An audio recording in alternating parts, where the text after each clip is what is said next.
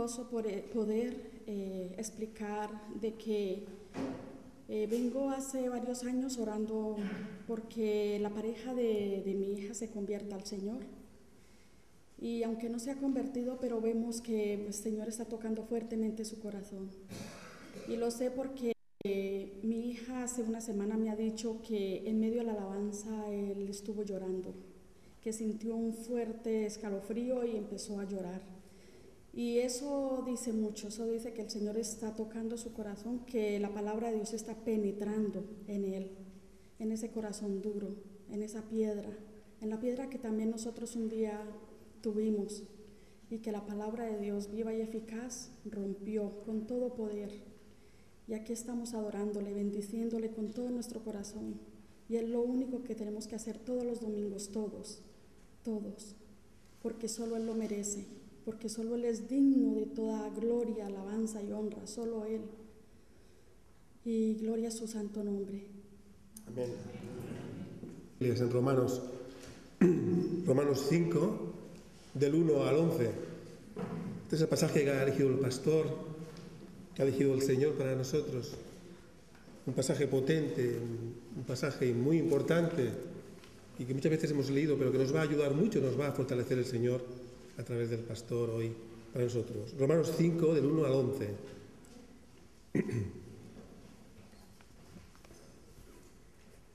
Justificados pues por la fe, tenemos paz para con Dios por medio de nuestro Señor Jesucristo, por quien también tenemos entrada por la fe a esta gracia en la cual estamos firmes, y nos gloriamos en la esperanza de la gloria de Dios.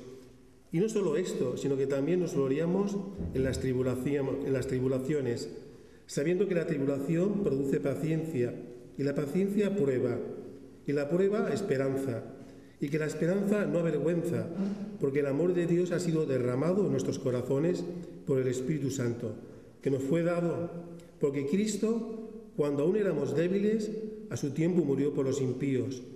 Ciertamente apenas morirá alguno por un justo, con todo, pudiera ser que alguno osara morir por el bueno.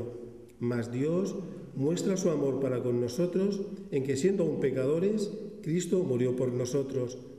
Pues mucho más, estando ya justificados en su sangre, por él seremos salvos de la ira. Porque si siendo enemigos fuimos reconciliados con Dios, por la muerte de su Hijo, mucho más, estando reconciliados, seremos salvos por su vida. Y no solo esto, sino que también nos gloriamos en Dios por el Señor nuestro Jesucristo, por quien hemos recibido ahora la reconciliación. Amén. Vamos a orar por el pastor. Gracias por esta palabra, Señor, y queremos pedirte para que tú, en boca del pastor, pues nos ayudes a entenderla, a comprenderla, y que tu Espíritu Santo la aplique a nuestras vidas. Dale fuerzas al pastor y ayúdale, Señor. En el nombre de Jesús. Amén. Amén. Las bendiciones de la justificación. Ya sabéis que somos justificados por medio de la fe, por la gracia de Dios. Justificado es una palabra que habla de aquel que va a un juicio con acusaciones que son verdad, y entonces, gracias a la defensa de aquel que ha pagado la deuda que nosotros debíamos, somos absueltos, somos declarados justificados, no inocentes, porque no somos inocentes, pero somos declarados perdonados, absueltos, librados de aquellas acusaciones porque alguien ha pagado en nuestro lugar. Así que hoy me gustaría hablaros de las bendiciones de la justificación. ¿Sabéis? Pensad también en la idoneidad de la palabra beneficios. El mundo corre detrás de los beneficios, ¿no? Los que invierten en bolsa buscan beneficios. Los que montan un negocio, ¿verdad? Solo nos faltaba esto, ¿no? Con el tiempo de crisis, más vales, ¿verdad? Es lo que yo veo que se aguanta más en tiempo de crisis, que los negocios cuesta de que vayan bien, que vayan adelante. ¿Qué ha pasado? Por si no había bastantes, no tengo nada en contra de los cafeterías, bares, restaurantes y nada, absoluta, pero nos da pena, ¿no?, de ver que el país necesita otras cosas, necesita emprendedores, necesita personas que sean capaces de crear, no solo de trabajar, sino de crear puestos de trabajo. y rogamos al Señor que Él bendiga a nuestro país. Y es así, ¿no? La legitimidad de buscar beneficios, los que invierten en bolsa, los que crean un negocio. Pero la verdad es que no me encontraba cómodo con la palabra beneficio, porque el beneficio tiene que ver, es bonita, la etimología de esta palabra, ¿cuál es? ¿Verdad? Si nos paramos a pensar, esta palabra tiene una etimología muy bonita, es algo que nos hace bien, ¿no? Que nos trae bienes. Es bonita la palabra, es de bien y de hacer, beneficio, ¿no?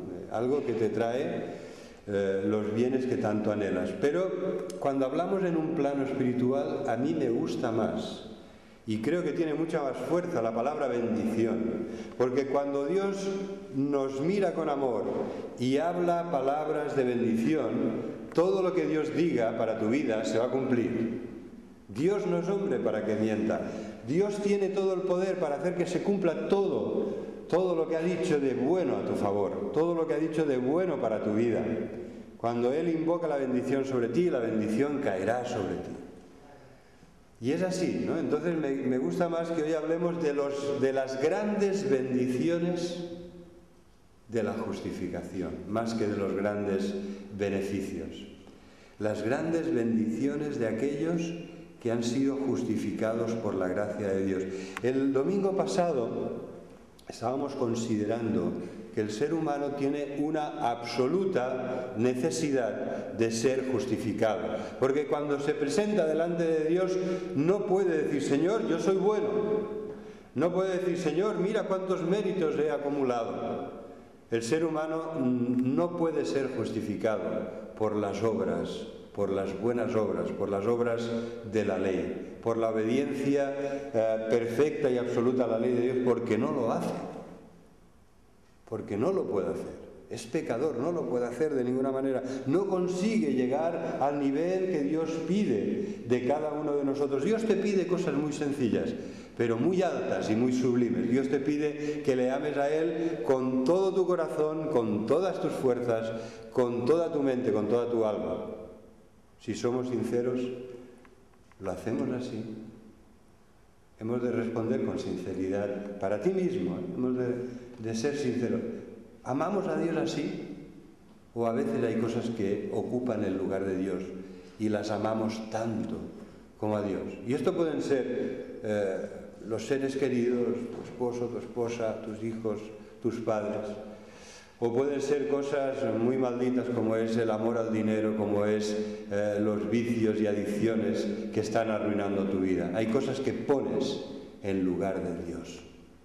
Y si somos sinceros debemos reconocer que no amamos a Dios como Él nos pide que le amemos. Tampoco amamos al prójimo como a nosotros mismos. Es muy difícil, porque empiezas a ver necesidad a tu alrededor y tendrías que multiplicarte y multiplicar tus ofrendas, tus donativos, tus ayudas, tu tiempo ayudando a unos y a otros, ¿verdad? Que cuando necesitamos ayudar a una persona que amamos mucho, a una persona muy cercana a nosotros, de nuestra familia, ¿nos sale de dentro? Pues así deberíamos amar a todos. Dice el Señor: ama a tu prójimo como a ti mismo. Ama a los hermanos, dice Jesús, ama a tus hermanos, amaos unos a otros como yo os he amado. Y mirad, este es mi amor, que yo pongo mi vida por vosotros, que yo estoy dispuesto, y así lo hizo, a morir en la cruz por vuestros pecados. Cuando te miras desde esta óptica te das cuenta que tienes una absoluta necesidad de ser justificado, porque en ese juicio ante el cual todo ser humano debe presentarse, no podrás presentar excusas ni pretextos y decir a Dios: yo he sido bueno, yo he cumplido con todo, como aquel pobre joven rico. ¿Qué rico era? ¿No? ¿Qué pobre era? Solo tenía riquezas, porque lo que es discernimiento espiritual no tenía. Cuando Jesús le dice: pues ya sabes lo que tienes que hacer, obedece los mandamientos, él le dijo: ya lo he obedecido desde mi juventud. Ignoraba que había fallado en lo más importante: no había amado al prójimo como a sí mismo. Era un hombre rico que podía ayudar a muchos, pero prefería seguir siendo rico y seguir siendo más rico que ayudar a los demás. Y entonces Jesús le pone el dedo en la llaga y le dice, pues oye, si pretendes haber obedecido todo desde tu juventud, una cosa te falta: vende lo que tienes y dáselo a los que lo necesitan, dáselo a los pobres. Y entonces aquel hombre se derrumbó, se dio cuenta de golpe de que en realidad no era tan bueno como pretendía ser. Y así es con todo aquel que se acerca con sinceridad al Señor. El Señor te va a hablar, el Señor te va a mostrar lo que hay en tu vida, lo que debe ser cambiado.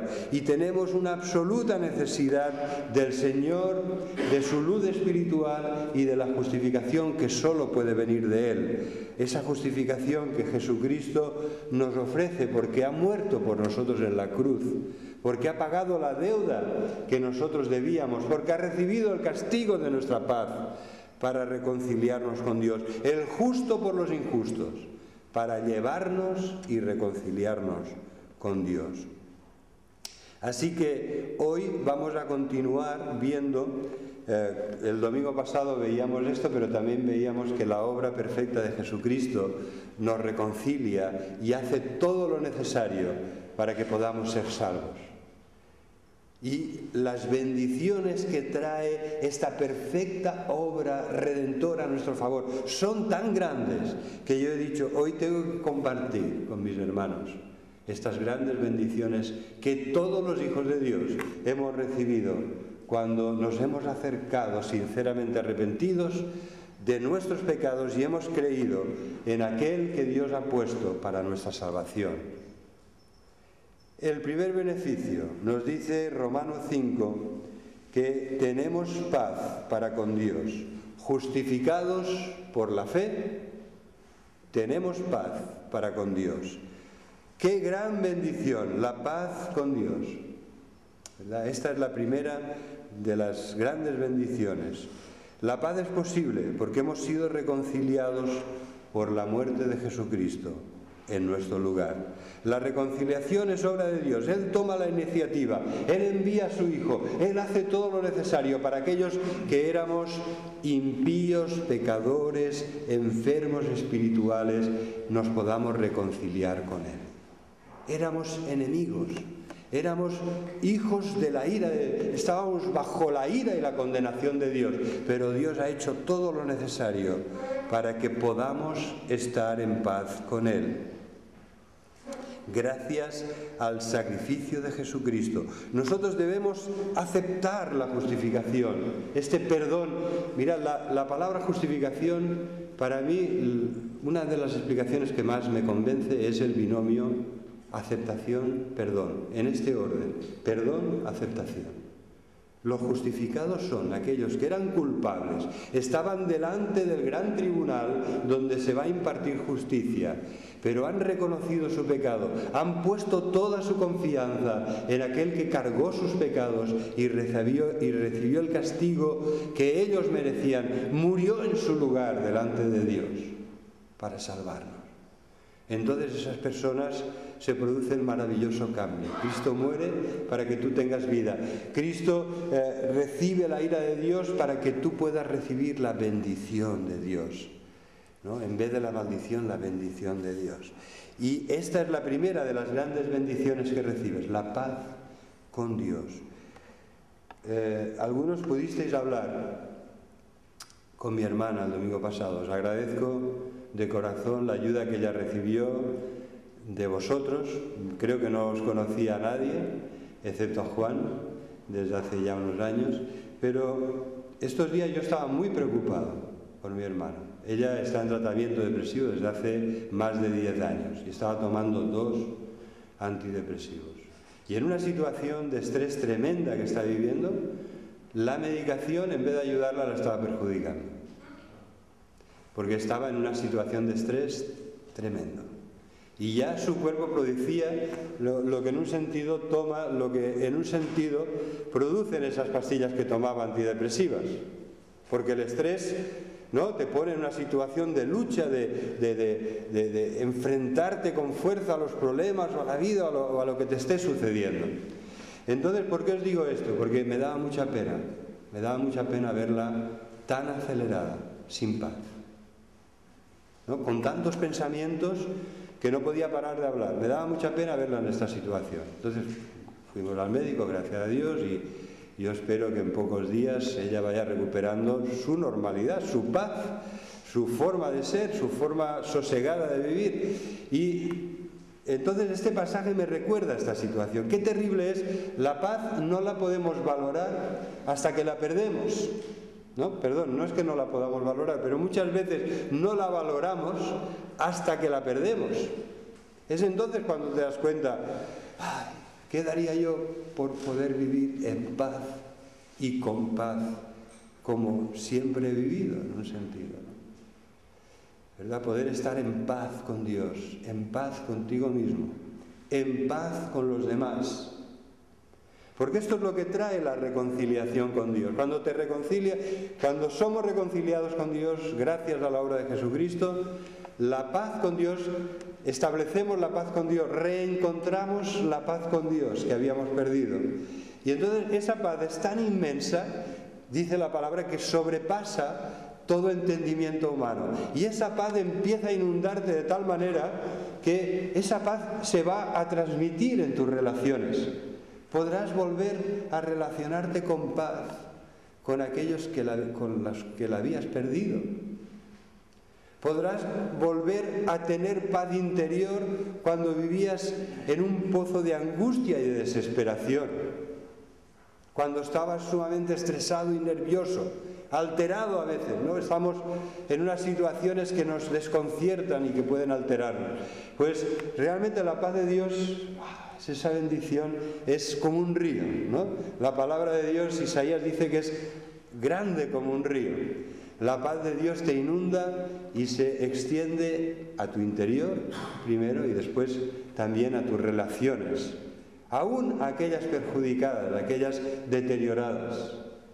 ¡Qué bendición tan grande, hermanos, que desprende la cruz de nuestro Señor Jesucristo! La paz, esta maravillosa paz que nos abre nuevas perspectivas y posibilidades. ¿Verdad? Nos dice el versículo 2 que nuestro Señor Jesucristo, que nos ha justificado, es por quien tenemos también entrada por la fe a esta gracia en la cual estamos firmes. La gracia de Dios nos permite estar firmes. Mirad lo que estoy haciendo. Imaginaos que tengo aquí una estaca, ¿no? Como una estaca. Esta es la palabra que se utiliza en el original.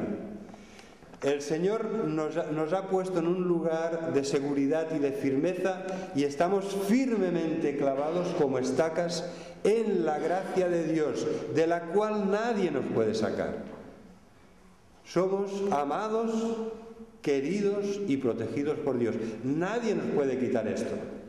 Nos pueden ir mal las cosas, podemos estar en medio de problemas, pruebas y dificultades, pero nadie nos puede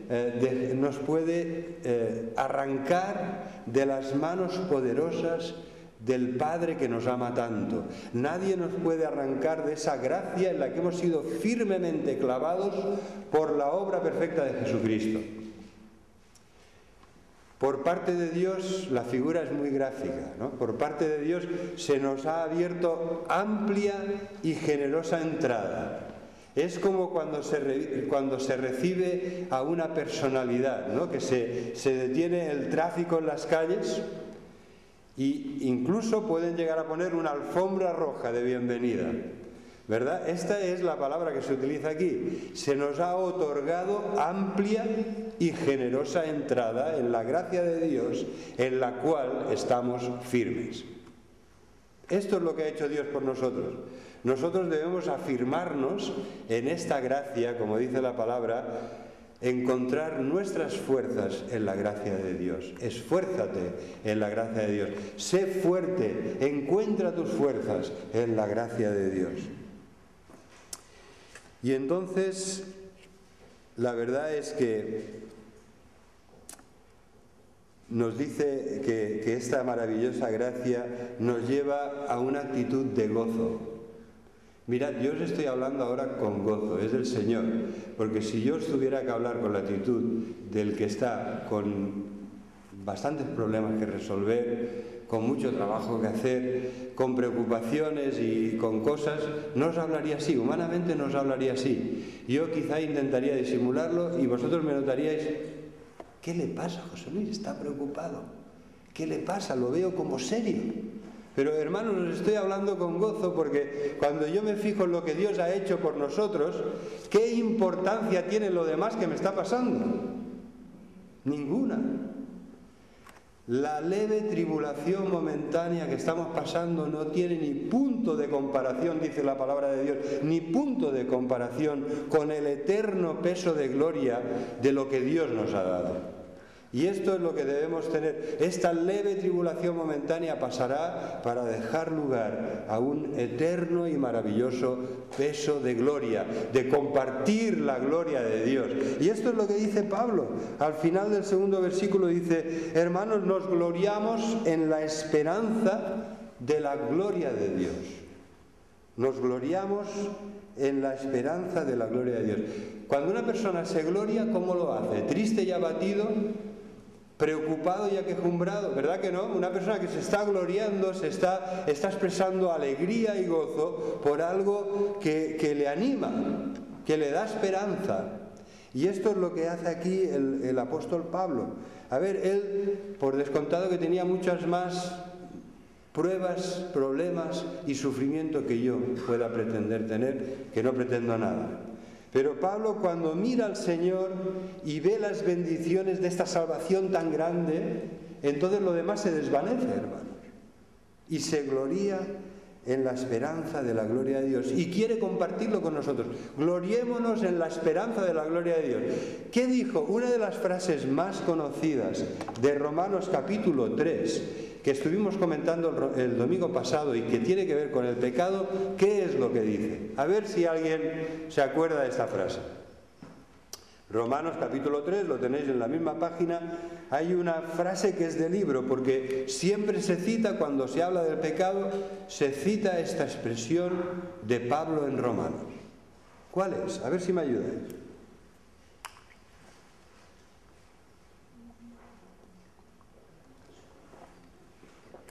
Os lo he puesto difícil porque el capítulo 3 habla mucho del pecado, ¿verdad? Pero la frase del versículo 23, que todos pecaron y están destituidos de la gloria de Dios, yo creo que es la que más se cita de este capítulo. Porque, fijaros, dice dos cosas muy grandes, que todos han pecado, no hay excepción. Todos hemos pecado. Todos somos pecadores, excepto Jesucristo, y todos hemos pecado, excepto Jesucristo el glorioso, Hijo de Dios, Señor de la gloria. Y entonces lo que nos dice esta frase es que el haber pecado tiene consecuencias. Hemos sido destituidos de la gloria de Dios. ¿Y qué nos dice Pablo en Romanos 5? Que nos gloriamos en la esperanza de la gloria de Dios. La obra redentora de Cristo deshace las terribles consecuencias del pecado. A causa de nuestro pecado hemos perdido la gloria de Dios, pero gracias a la obra redentora de Cristo, recuperamos la gloria de Dios. Vivimos con la esperanza de la gloria de Dios. Y no solo esto, hay tres motivos para alegrarse y expresar gozo y alegría espiritual. El primero es la esperanza de la gloria de Dios. El segundo es que nos podemos gloriar incluso en las tribulaciones, porque la tribulación produce paciencia, y la paciencia prueba, y la prueba esperanza. Y la esperanza no avergüenza, ¿verdad? Esta es la tercera gran bendición, la esperanza. Pero estamos en la segunda. La segunda gran bendición es que podemos vivir con gozo porque tenemos esperanza de la gloria de Dios. Porque incluso en medio de las dificultades podemos gloriarnos sabiendo que Dios utilizará esto para bien. ¿Cuántas veces Dios ha escrito recto con renglones torcidos? ¿Cuántas veces nuestro poderoso Dios ha cambiado los males en bienes? Lo que otros te habían hecho para mal, al final Dios ha hecho que sea para bien. Gloria a Dios, ¿verdad? Gloria a Dios, este es nuestro Dios. Y por eso nos podemos incluso gloriar en las tribulaciones. Y después nos dirá que también podemos gloriarnos. Hay un tercer, que es el del versículo 11, un tercer motivo para gloriarnos. No solo esto, dice, sino que también nos gloriamos en Dios por el Señor nuestro Jesucristo, por quien hemos recibido ahora la reconciliación. Nos gloriamos en Dios mismo, aquel Dios que nos atemorizaba, porque es un Dios justo, porque es un Dios que castiga el pecado. Ahora para nosotros es nuestro Padre Celestial. Alguno ha dicho hoy en la oración, papá. Gloria a Dios. Esto es lo que significa Abba en el Nuevo Testamento, ¿verdad? Cuando Jesucristo decía Abba Padre, Él estaba diciendo papá a Dios. Porque podemos gloriarnos en Dios mismo, nos gozamos en Él, ya no tenemos, en un sentido debemos seguir teniendo temor de Dios, porque nunca hemos de perder el respeto a Dios, pero ya no tenemos miedo, ya no tenemos pavor de Dios, de su juicio, de su condenación, porque sabemos que nos ama. Qué maravilloso, hermanos, cuando vemos que el gozo da lugar a la esperanza. Esta es la tercera gran bendición. Si yo preguntara hoy, ¿cómo estás de esperanza? No cómo estás de esperanza, ¿cómo estás de esperanza? Pero no pregunto esto, digo, ¿cómo estamos de esperanza? ¿Cómo estamos de esperanza? Pues bueno, la esperanza es un motor muy fuerte en nuestras vidas. ¿Sabéis lo que pasa? Si tienes un problema, que no es que sea terrible, ni muy grande, ni insuperable, ni nada, pero todo el día estás mirando tu problema y llega un momento que piensas 1000 veces en tu problema y al día siguiente te has acostado pensando en tu problema y cuando te levantas lo primero que te viene a la mente es tu problema y sigues dándole vuelta y haces mayonesa con tu problema. ¿Qué pasa al final? Ese problema coge una dimensión tremendamente grande y desproporcionada. Cuando miramos al Señor, y entonces miramos ese problema y el otro, los vemos en su verdadera dimensión, porque tenemos esperanza en un Dios que nos ama y que nos ayuda en los problemas que tengamos, que nos ayuda en el día a día. Y entonces esto nos da esperanza. ¡Qué fuerza tan grande tiene la esperanza! ¡Qué motor tan potente puede ser la esperanza en nuestras vidas!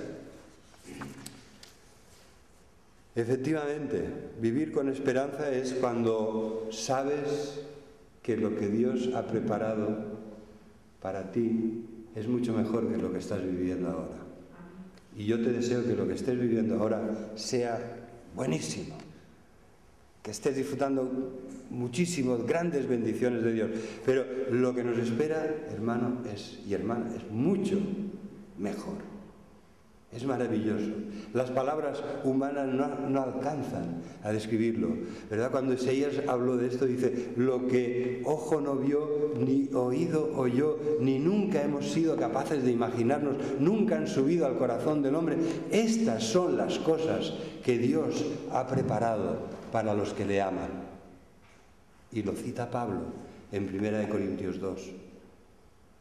Es así, hermanos, tenemos la esperanza, nos da fuerza, nos da ánimos, de la misma forma que a Viktor Frankl, el conocido autor judío que estuvo en los campos de concentración y de exterminio y que se convirtió en un famoso ensayista cuando salió, porque consiguió salir con vida. Entonces él decía, una de las razones, la razón por la cual yo pude superar lo que otros fueron incapaces de sufrir y de soportar, es que tenía esperanza. Tenía un objetivo. Yo quería salir de allí. Yo no pensaba en la vida terrible que nos hacían vivir en esos campos de concentración y de exterminio, sino que pensaba en lo que me gustaría hacer cuando saliera. Y día a día pensaba en que ya faltaba menos para, si el Señor lo permitía, para poder salir de aquel lugar y retomar mi vida y hacer lo que deseaba. Y aún en este caso, no tratándose de la esperanza cristiana, la esperanza le dio a esta persona una fuerza que otros a su alrededor no tuvieron y no pudieron soportar y murieron a su lado. La esperanza, ¿no? Como aquella película que narra un hecho verídico, las 127 horas, de un muchacho que se va a hacer barranquín, footing, por el desierto, y que entonces se cae en una grieta profunda, y cae, y además cae de tal manera que una piedra le coge el brazo y lo atrapa de una forma insuperable en lo más profundo de una grieta, perdido en medio del desierto, sin poder llamar con el móvil, sin que nadie supiera exactamente en qué lugar estaba, porque era un joven independiente, súper deportista, que siempre iba con su bicicleta y salía, y hoy iba para este lado y mañana para el otro. ¿Qué mantuvo a ese joven con vida? Porque lo vivió, lo superó. Él mismo se cortó el brazo. Se hizo un torniquete, se cortó el brazo con una pequeña, me parece que era un kit de supervivencia, una pequeña navaja que llevaba. Salió y se puso a andar en medio del desierto buscando ayuda. Y consiguió salvarse. Porque no perdió la esperanza, porque no se quedó centrado en su problema. Aquí estoy atrapado, con el brazo atrapado, y de aquí no puedo salir, y por más que grite, nadie me oye. ¿Verdad? La esperanza, cuando hablamos de la esperanza cristiana, todo esto se queda corto, todo esto empalidece, porque es que es así, hermanos. Lo que Dios ha preparado para nosotros es muchísimo mejor que lo que estamos viviendo ahora. Y aquí se trata ahora de ser fieles a Dios, de confiar en Él, de vivir cada día en la presencia del Señor, de buscar su ayuda en oración, de hacer el bien, de amar a Dios, de amar al prójimo y de glorificar su nombre. Pero lo que Él ha preparado para nosotros es muchísimo mejor. Y hemos de vivir con esta esperanza, hemos de animarnos unos a otros con esta esperanza. El Señor vuelve en poder y gloria, porque nosotros tenemos la esperanza de la gloria de Dios. Y el Señor Jesús, el Señor de la gloria, volverá no en el cuerpo de humillación que vino la primera vez, sino como Señor de la gloria, en poder y gloria. Y todo ojo le verá y toda rodilla se doblará delante de aquel que ha vencido a la muerte y que viene para consumar la salvación y tomar consigo a todos los suyos.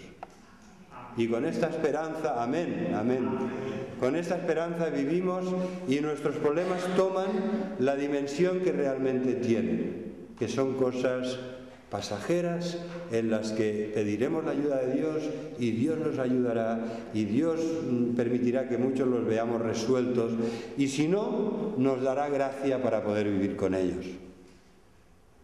Porque esta es la gracia de Dios. Nos dará gracia sobre gracia para que podamos vivir con ellos. Y esto nos lleva a pensar en la última de las grandes 4 bendiciones. A ver si me ayudáis un poco, hacemos memoria. ¿Qué bendiciones ha traído a nuestra vida el ser justificados por la fe? La primera, paz con Dios y paz interior, paz con los demás. La segunda, esperanza. Perdonadme, no lo he hecho bien porque veo que he creado confusión. La segunda es el gozo, hermanos, el gloriarnos en la esperanza de la gloria de Dios, ¿verdad? Gloriarnos, gozo, esa fuerza que Dios nos da porque vemos las cosas desde su perspectiva. Puestos los ojos en Jesús, nuestra vida recobra el patrimonio que es nuestro, el gozo de la salvación, ¿verdad? ¿Qué es el reino de Dios? Justicia, paz y gozo. Pues esto es lo que nos da la salvación. Justicia, justificados pues por la fe, tenemos paz, tenemos gozo y tenemos la tercera, esperanza. Esperanza de la gloria de Dios. Y entonces el versículo 5 nos dice que la esperanza no avergüenza, porque la esperanza encuentra su fundamento en el amor de Dios, que ha sido derramado en nuestros corazones por el Espíritu Santo que nos fue dado. El amor de Dios derramado en nuestros corazones. Parece inconcebible, ¿no? El gran Dios, que es el Dios de amor, ha derramado lo que Él mismo es, lo ha derramado para que nosotros podamos también participar del amor de Dios, experimentar el amor de Dios, pero también compartir el amor de Dios con los demás. ¿De qué habla esto? Habla de como una fuente que va cayendo serenamente. Cuando dice que el amor de Dios ha sido derramado, hablaría de esto, de como hacemos cuando abrimos el grifo de casa, ¿no? Que al abrir el grifo vemos, bueno, pues si lo abres mucho cae mucha agua, pero ahí está, ¿no? Lo podemos ver como algo todo muy controlado. No, ¿verdad? No es así. Cuando la palabra utiliza el verbo derramar, está hablando de la abundancia más grande que podamos imaginar. Está pensando en las cataratas del Niágara, está pensando en aquella voz como de muchas aguas con la que Jesucristo hablaba en Apocalipsis. Está pensando en las cataratas de Victoria, en las de Iguazú, ¿verdad? Está pensando realmente en esas imágenes de aguas abundantes que podemos ver en los grandes documentales. El amor de Dios ha sido derramado caudalosamente, no pequeñamente ni tacañamente, ha sido derramado generosamente, para que podamos experimentarlo y compartirlo. Yo me acuerdo, este verano tuve una experiencia muy edificante. Estuve paseando por las montañas y era una excursión que íbamos a hacer con mi hijo y con Renate, pero al final, como yo quería subir arriba de todo, al final me quedé solo, pero está bien, no guardo rencor de ningún tipo, al final me quedé solo. Y, no, la verdad es que esto es por culpa de mis aficiones, no es por culpa de mis hijos, que ellos no tienen por qué seguir. A la cabra le tira al monte, pero yo ya sé que es así, ¿no? Entonces, digo que es una experiencia muy edificante porque pasar todo un día, cuando te apartas de todo lo que ocupa y a veces absorbe nuestra vida, y puedes estar todo un día andando, paseando, pensando en el Señor, orando al Señor, puedes estar todo el día en medio de la creación de Dios, en esas grandes montañas. Bueno, las de Andorra no es que sean muy grandes, pero Déu-n'hi-do, Déu-n'hi-do. Hay que sudar para subir. Entonces, realmente en esos lugares privilegiados, porque el hombre todavía no ha llegado allí y lo ha cambiado todo, está tal como Dios lo ha creado, así está, ¿no? Eso te habla muy alto y muy claro de Dios, de qué Dios tenemos, de lo bueno que es el Dios que lo ha creado todo y que lo sostiene todo, ¿no? Justamente en ese paseo, en ese largo paseo, pude apreciar lo que dice aquí la palabra, que el amor de Dios ha sido derramado. No se trata de un hilito de agua, se trata de las grandes aguas de Dios. En aquel lugar, el Señor en invierno, ahora a partir de esta época, hará caer copiosas nevadas. Después en la primavera caerán abundantes lluvias.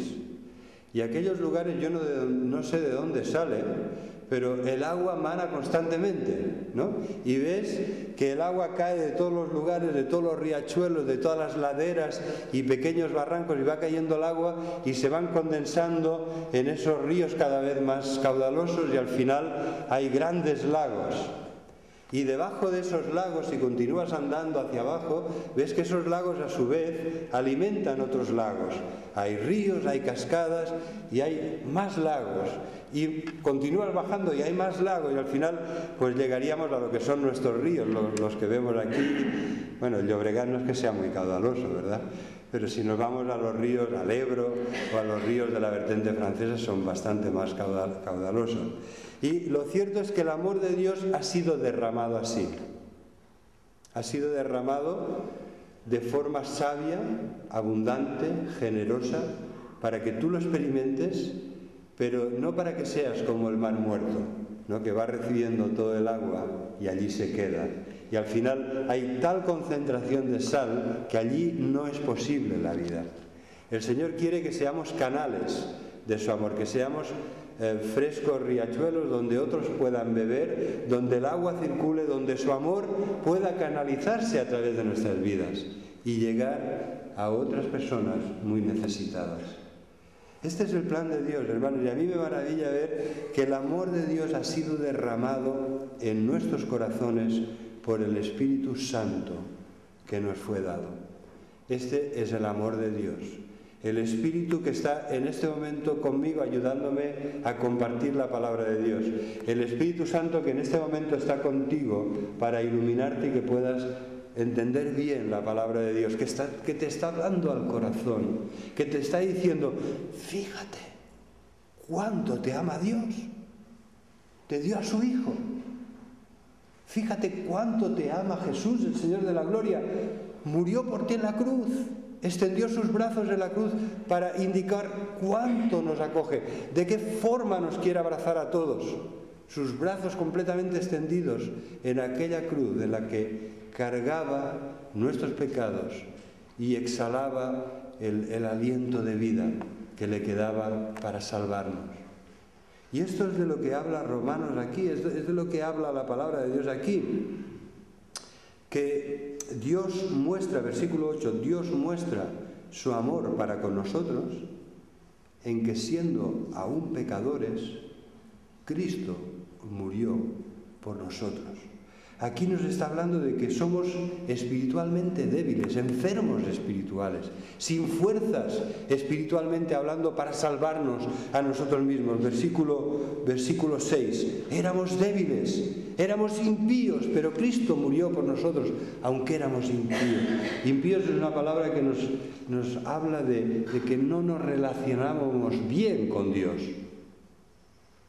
Nuestra relación con Dios no era buena, éramos rebeldes, éramos como ovejas descarriadas, estábamos dando la espalda a Dios, otros incluso levantan el puño y blasfeman en contra de Dios, son impíos. Esto es lo que significa esta palabra y nos dice que éramos débiles, enfermos espirituales, impíos, pecadores. Versículo 10, porque si siendo enemigos fuimos reconciliados con Dios por la muerte de su Hijo, mucho más, estando ya reconciliados, seremos salvos por su vida. ¿Vale? Éramos enemigos de Dios. Y Dios en la reconciliación ha cambiado todo esto. En Cristo ha cambiado todo esto. Y Él nos ha permitido ser reconciliados con Dios. Estar en paz con Dios. Recibir el gozo del Señor, tener la esperanza de la gloria de Dios y además experimentar el amor de Dios en nuestros corazones para gran bendición de nuestra vida y también para gran bendición en la vida de otros. Que el Señor nos ayude a que no sea en vano esta gracia de Dios, esta obra perfecta de Jesucristo que murió por nosotros, ¿verdad? Que estuvo allí justificándonos con su preciosa sangre, lavándonos de nuestros pecados, salvándonos de la ira de Dios, recibiéndola Él sobre sí y reconciliándonos por su muerte para que seamos salvos por su vida. Qué maravillosa obra la que Cristo ha hecho y la que ahora vamos a celebrar. Que el Señor los bendiga.